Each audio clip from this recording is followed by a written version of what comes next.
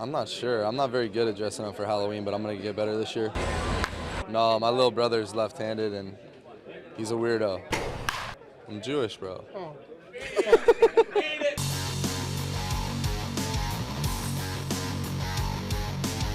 Well, there's certainly a class clown quality to Astros third baseman Alex Bregman. But don't let that define your overall impressions of him in a negative way. This dude is 100% ball player, who's worked very hard as anybody, in what's been a meteoric rise towards Major League stardom.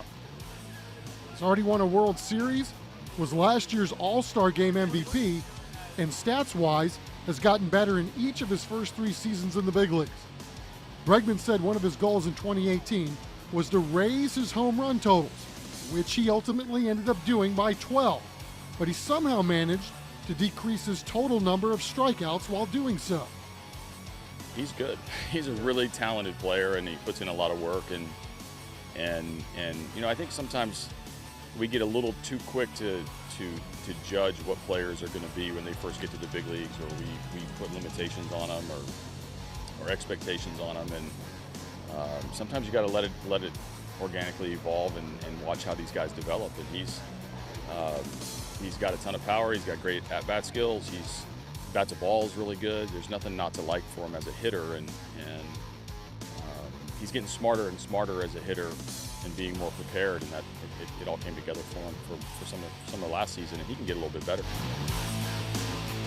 The Astros are taking their time with Bregman this spring since he had elbow surgery last month to remove some loose bodies. Bregman says there's no way he'll not be ready by opening day.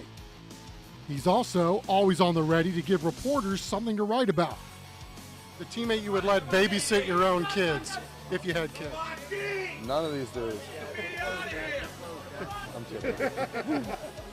Bregman's personality is as electric as his playing abilities, and he doesn't mind putting himself out there either, whether it's challenging another team's pitcher publicly or just posting what he did that day on his YouTube channel.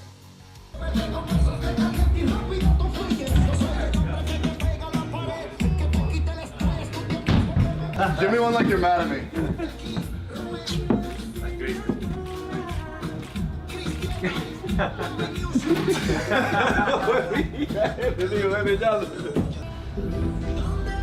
Yuli.